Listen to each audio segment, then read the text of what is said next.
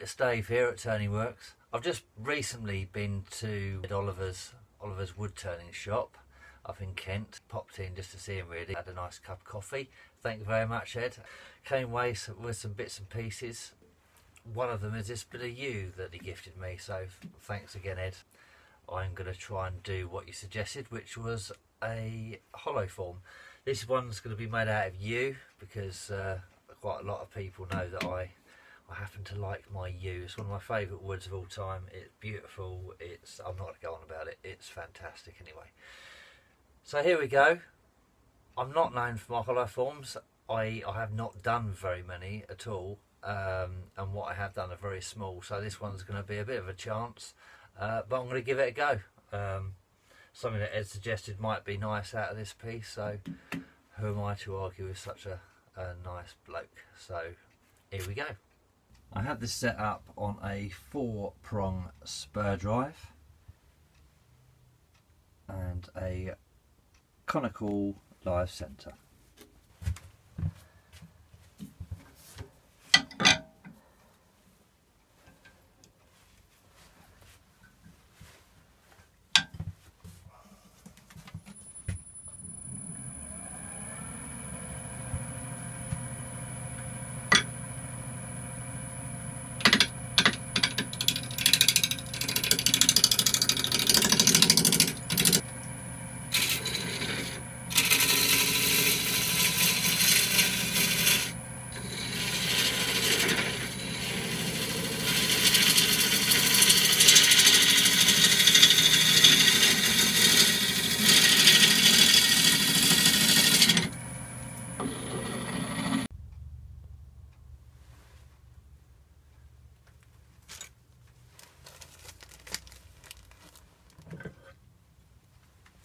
Okay, two of the things I bought from UKIS were a pair of calipers, which are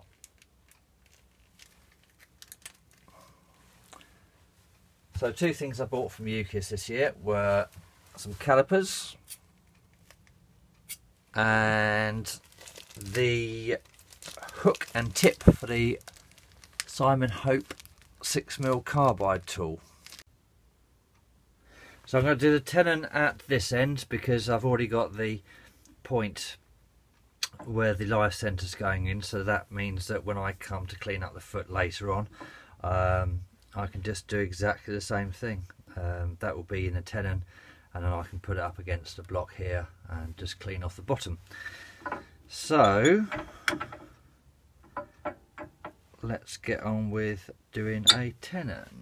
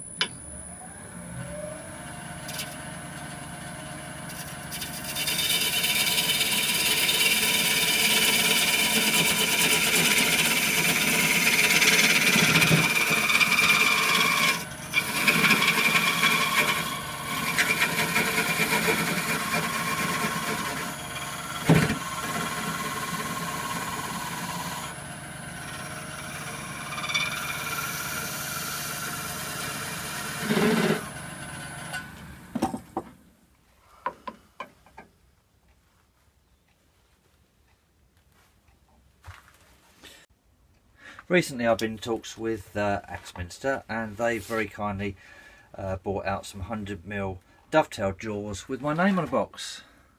Hurrah! I just wanted to illustrate.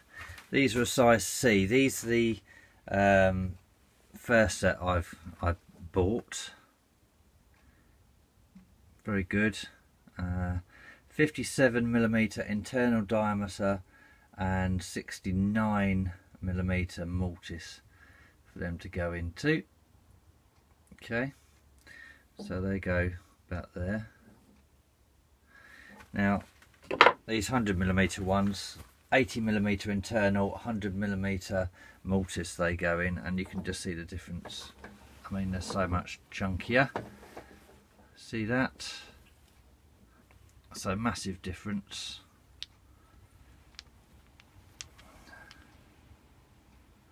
So that means that it's going to be gripping onto this with some force. Okay, so that is in there good and proper. When I bought the CL4, I was given this to push through the tailstock and to basically push the live centre out. I can never get it to work. I just ended up bending the tip and that sort of thing. So what I actually do now is I wind the thing out a little bit, and now all I do is, so the spanner just behind, so it's in front of the collet there, and then just wind it in and it will just pop out like that, easy.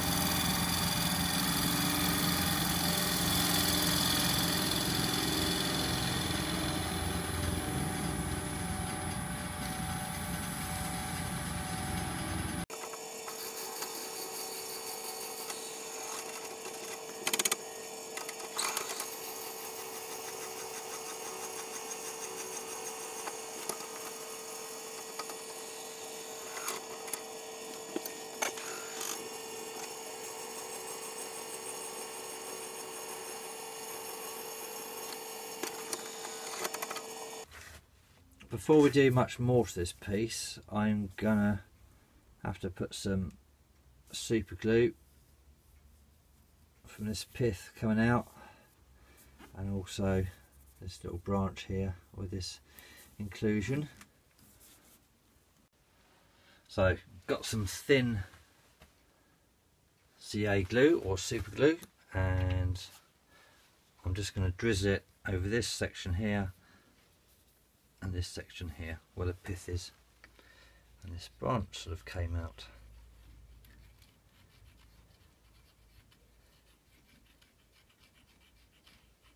So I'm putting it on quite sparingly,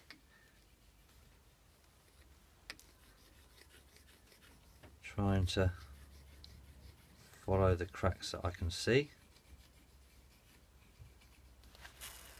making sure the lathe bed is covered up.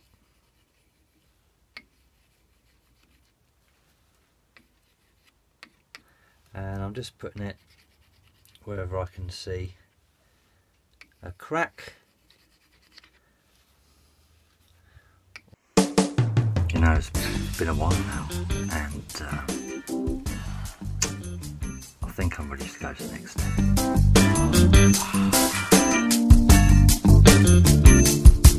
But not before we apply 2 coats of sanding sealer, 50-50 mix. Oh, hello, Yorkshire Grit time.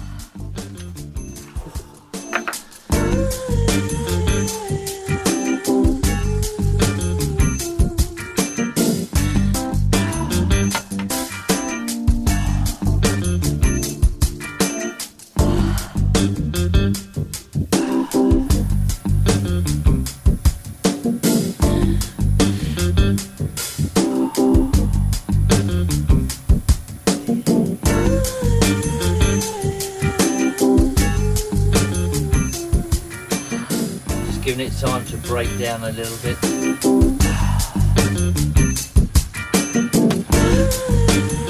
Clean towel.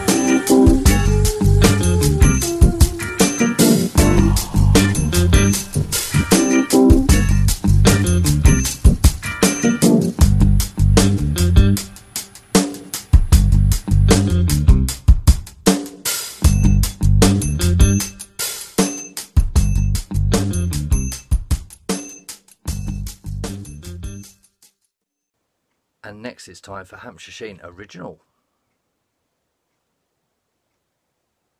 You see, kids, this is a bomb chicker and this is a wow wow. Slow speed.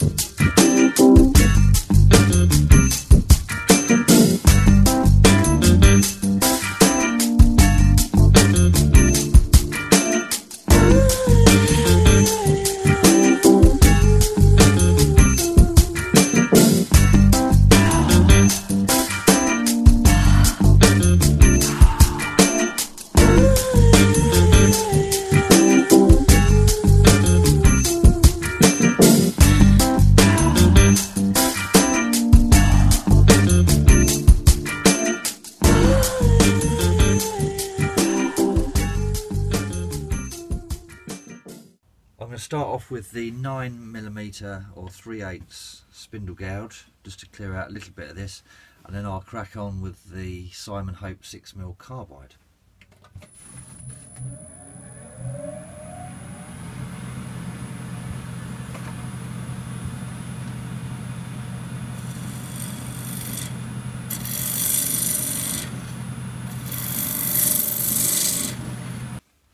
Okay, so now it's ready for the Simon Hope Pro Carbide.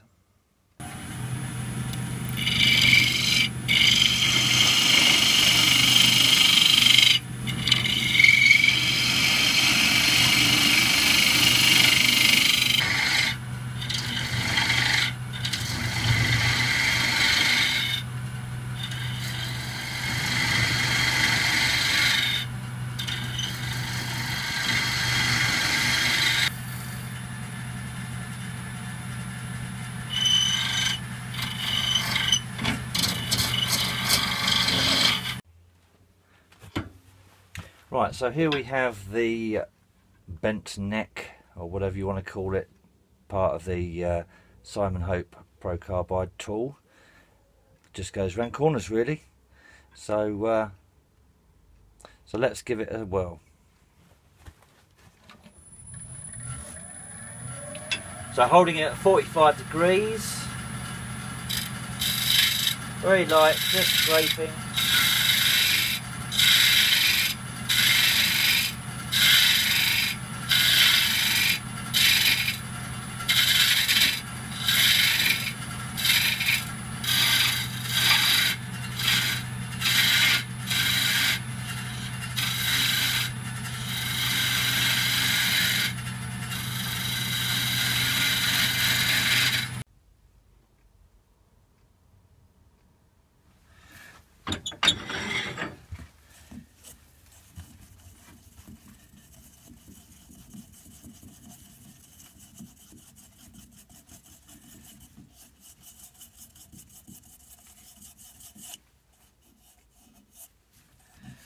Well, it seems to be working okay. Certainly getting in those corners a lot easier than I used to. Okay, so using my new calipers from Oliver's Wood Turning, I can see that at that point there, let's go about that point there, it is that thick. That point there, right at the neck,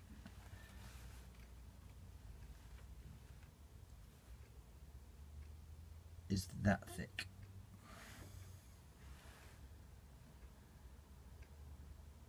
You see that? That's how thick it is.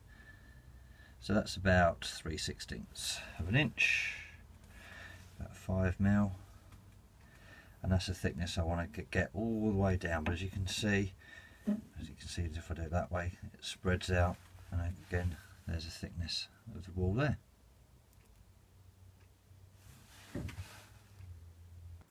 Right, so what I'm going to do is I'm going to hollow some more out, and then we come back to it once we've got a slightly more even wall.